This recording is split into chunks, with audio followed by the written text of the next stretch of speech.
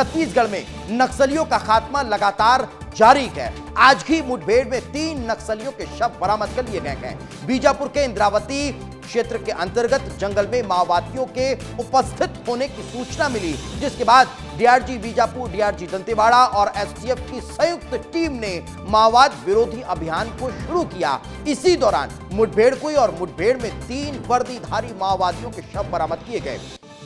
जवानों को मुठभेड़ स्थल से भारी मात्रा में हथियार और विस्फोटक पदार्थ भी बरामद हुए गए। अब भी मुठभेड़ रुक रुक कर जारी है, यानी आंकड़े और भी बढ़ सकते हैं। तो चलिए लगातार अब नक्सल विरोधी अभियान को लेकर किस तरह से एक्शन देखने को मिल रहा है, उसकी बानगी देख लीजिए। जिस तरीके से ताबड़तोड़ एक्शन को रहा है, कांग्रेस का यह दावा कितना सही लगता है, क्योंकि सिर्फ अप्रैल की बात की जाए तो नक्सलियों का खात्मा होने वाला है। सुकमा में 4 अप्रैल 4 नक्सलियों ने सरेंडर किया था। 10 अप्रैल को सुकमा में की 3 नक्सली गिरफ्तार कर लिए गए थे। 11 अप्रैल को कोंडागांव में इनामी नक्सली ने सरेंडर कर दिया था। 12 अप्रैल को बीजापुर में 3 नक्सली ढेर कर दिए गए थे। और इससे इतर चाहे 2024 का जिक्र कर लीजिए या 2025 की शुरुआत का जिक्र कर लीजिए, नक्सलियों के सफाए के लिए ताबड़तोड़ एक्शन देखने को मिल रहा है। अब जरा आंकड़े देख लीजिए। मैं ये क्यों कह रहा हूं कि एक्शन हो रहा है, आंकड़ों में देखिए। 15 महीने में नक्सलियों पर प्रहार कैसा हुआ है। नक्सलियों के शव जो बरामद किए गए हैं वो 363 से ज्यादा है। यह आंकड़ा ऑथेंटिक है। 15 महीने में नक्सलियों ने जो सरेंडर किया है उनकी संख्या 1300 है। 1300 से ज्यादा नक्सली सिर्फ 15 महीने में सरेंडर कर चुके हैं और 363 से ज्यादा अब सामने आए हैं। गिरफ्तार जितने हुए हैं 1200 से ज्यादा नक्सली गिरफ्तार हो चुके हैं, यानी 1200 गिरफ्तार हुए हैं, 1500 से ज्यादा सरेंडर कर चुके हैं और 300 से ज्यादा नक्सलियों की हत्या कर दी गई है, उनके शव बरामद हुए हैं। 3000 तक नक्सली कम हो गए हैं। 3000 नक्सलियों का कम होना बहुत बड़ी बात है और ये इतना बड़ा आंकड़ा सिर्फ 15 महीने में सामने आया है। यानी जो एक्शन है वो अब तेज हो चुका है। ये जो एक्शन है वो डेडलाइन 2026 की जो दी गई है मार्च महीने की, उस तक ये पूरा हो जाएगा और नक्सलियों का खात्मा होने वाला है। इसको लेकर एक्शन देखने को मिल रहा है, लेकिन ग्राउंड परिस्थिति क्या है वो जान लेते हैं। हमारे सहयोगी संजय हमारे साथ जुड़ रखे हैं। संजय, लगातार नक्सलियों के खात्मे को लेकर, नक्सलवाद के अंत को लेकर एक्शन तेज है। ग्राउंड लेवल पर स्थिति क्या नजर आती है, कैसे ऑपरेशन को अब अंजाम दिया जा रहा है, साथ ही साथ आज की खबर को भी इसमें इंक्लूड कर लीजिए। बिल्कुल, देखिए सरकार के फोकस से फिलहाल समर्पण भी है और इनकाउंटर भी है। एक और सरकार साफ तौर पे कहती है कि यदि आप हथियार छोड़ के वापस नहीं आते हैं तो हम आपका इनकाउंटर करेंगे, लेकिन यदि आप वापस मुख्यधारा में शामिल होते हैं तो आपको बेहतर जीवन जीने का मौका देंगे।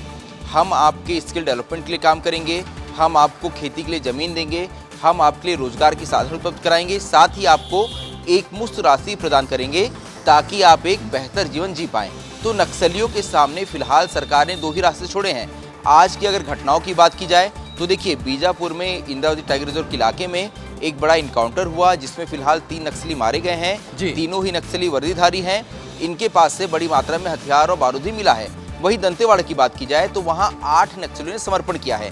यानी कि सरकार का एजेंडा जो है, दोनों ही मोर्चों पे सरकार को आज सफलता मिली है और सरकार चाहती भी यही है कि एक और बहुत तेजी से इनकाउंटर हो और दूसरी ओर नक्सलियों के मन में वो भय और विश्वास दोनों पैदा हो ताकि वो लोग वापस मुख्यधारा में आए, समर्पण करें। और देखिए, अभी अभी सरकार ने एक नीति बदलाव किया है और कहा है कि यदि आप हथियार लेके आते हैं, यदि आप LMG ऐसी बड़ी बंदूक लेके आते हैं तो पहले आपको 4.5 लाख रुपए मिलते थे, अब आपको 5 लाख मिलेंगे। यदि अगर आप AK-47 लेके आते हैं तो आपको 3 की जगह 4 लाख रुपए मिलेंगे।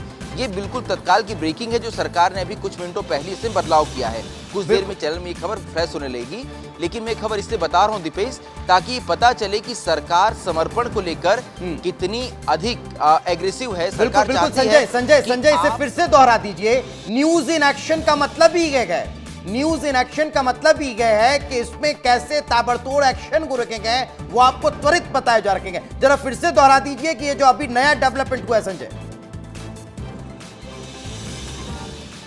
बिल्कुल, देखिए सरकार ने बिल्कुल अभी अभी कुछ मिनटों पहले ही अपनी नीति में एक बड़ा बदलाव किया है, जिसमें यदि कोई नक्सली हथियार लेके समर्पण करता है तो उसे दी जाने वाली राशि को बढ़ा दिया गया है।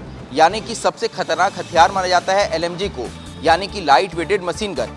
इसके साथ पहले अगर कोई नक्सली समर्पण करता तो उसे 4.5 लाख रुपए मिलते थे, लेकिन अब उसे 5 लाख रुपए मिलेंगे।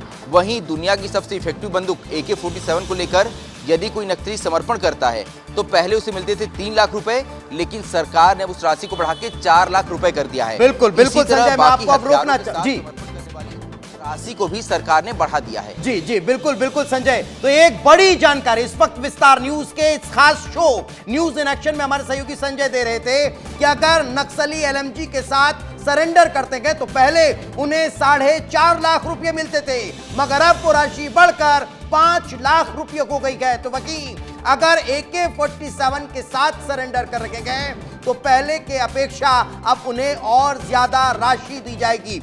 यानी लगातार सरकार अपनी डेडलाइन तक पहुंचने के लिए परिवर्तन कर रही है। यह परिवर्तन रणनीति हो रहा है, यह परिवर्तन नक्सलियों के आत्मसमर्पण की संख्या को बढ़ाने के लिए हो रहा है। और यह बड़ी खबर जो संजय बता रहे थे वो जान लीजिए, हथियारों के साथ सरेंडर करने के बाद राशि बढ़ा दी गई है। 4 लाख रुपए सरकार पहले एलएमजी के लिए देती थी, मगर अब 5 लाख कर दिया गया है। तो वही AK-47 के साथ जो नक्सली समर्पण कर रखे हैं उस राशि को भी बढ़ाकर 4 लाख कर दिया गया है। यानी समझिए कि कैसे लगातार एक्शन देखने को मिल रहा है। चलिए बहुत बहुत शुक्रिया संजय इस तमाम जानकारी के लिए।